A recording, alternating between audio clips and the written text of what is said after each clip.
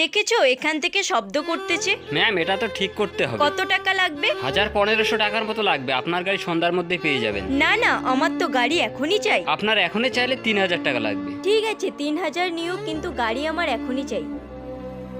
এই নাও টাকা, আপনি গাড়ি ঠিক করে দিন, আমি কিছুক্ষণের মধ্যে আসছি। ঠিক আছে ম্যাম। হয়ে গেছে? হ্যাঁ ম্যাডাম হয়ে গেছে।